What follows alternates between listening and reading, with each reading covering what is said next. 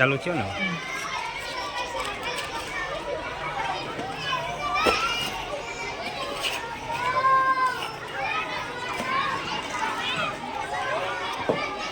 નિશાળનું નામ આવી જાય ને નિશાળ નામ હતું ભાઈ વાંધો નહીં વાંધો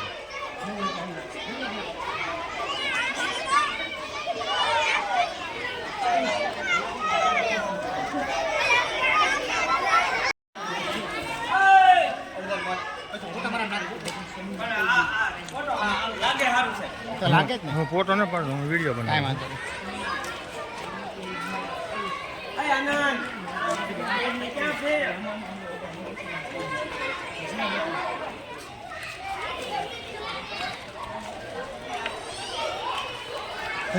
તેમ શેટ બનાવું હાડી લેતો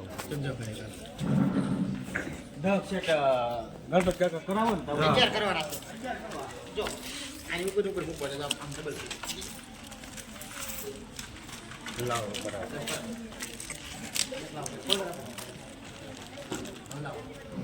કલર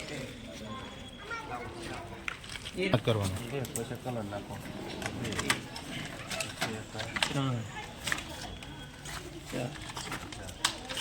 5 અને કલર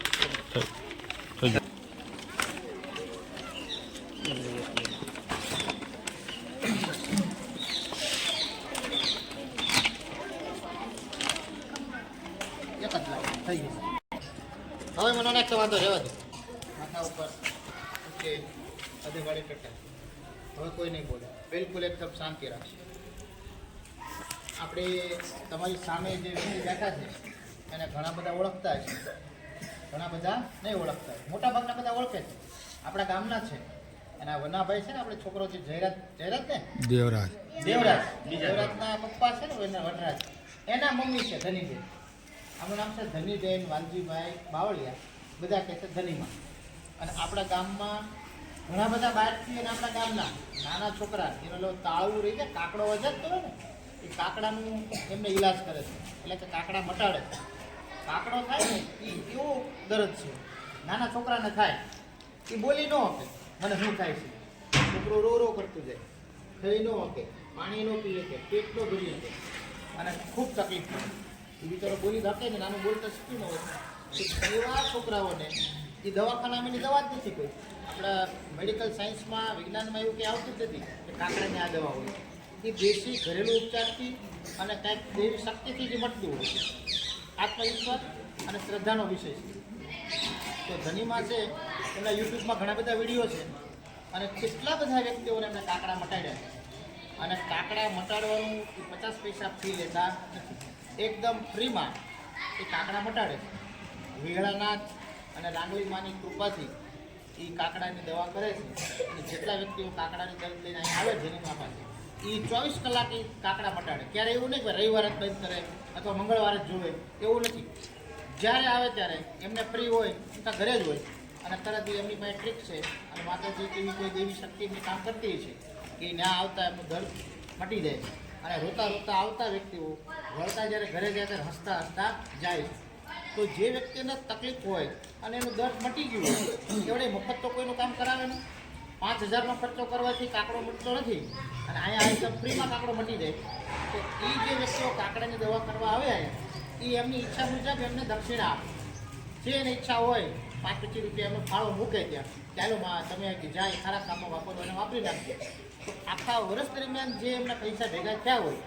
એ પૈસા એમને પોતે ઘરે દાણા ખાવા વાપરતા નથી એમને 4-5 છોકરા છે એમને કોઈ તકલીફ નથી પણ એ પૈસામાંથી બટું ભોજન કરાવે ગાયોના ઘાસચારો આપે પારેવાની ઝાડમાં આપે જેટલા સારા કામ થાય એમાં એ પૈસા વાપરે છે એવું એક ભાગ એમને આ જે વસ્તુ તમારી સામે પડી છે કે પ્રાથમિક શાળામાં ભણતા નાના ધોરણના 1 થી 5 ધોરણના બાળકોને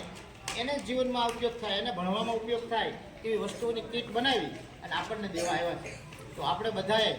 ધનીમાનું જે ભગીરથ કાર્ય છે કાકડા મટાડવાનું એમાં કુદરત એને વધારે શક્તિ આપે વધારેમાં વધારે બધાને કાકડા મટે કોઈને તકલીફ ન રહે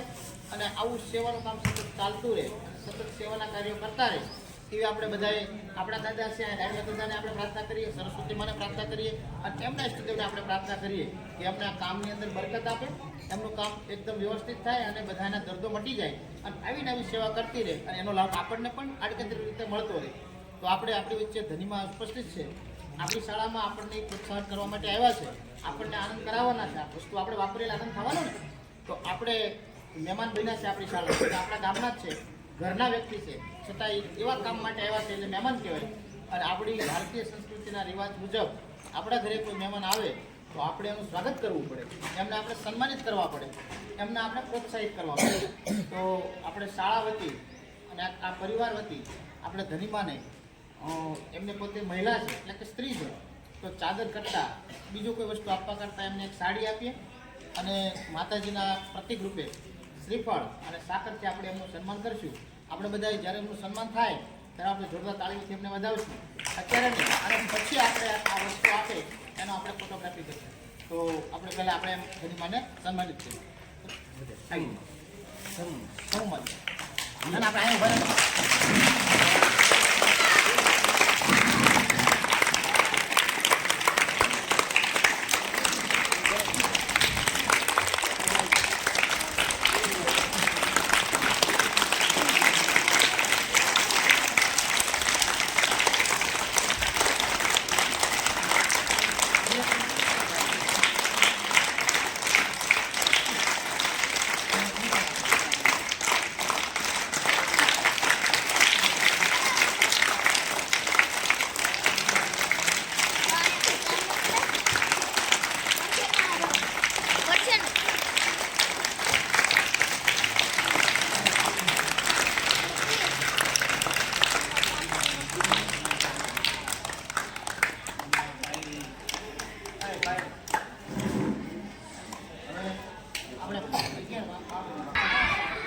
આ બાજુ ધ્યાન રાખજો છોકરી. આમાં આપણે અહીંયા લઈ લો એમ કે એમ નહીં તો બધા એક હાથમાં આપી છે વચ્ચે ઊભા રહે. આપણે પકડી લો.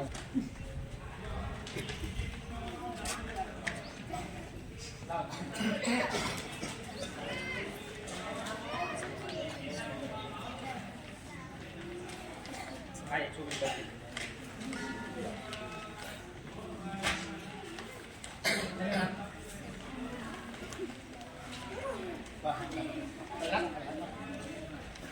ચાલ હા હંમેશા કાપો ફોટા પાડી.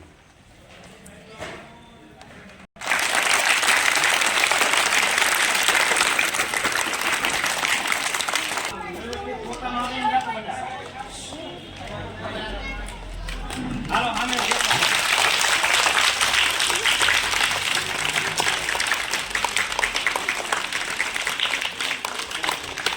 ઉભા રહ્યો.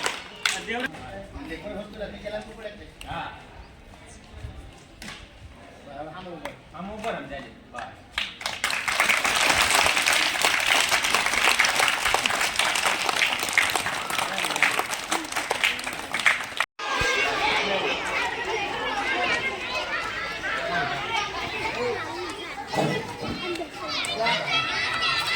આન પાછો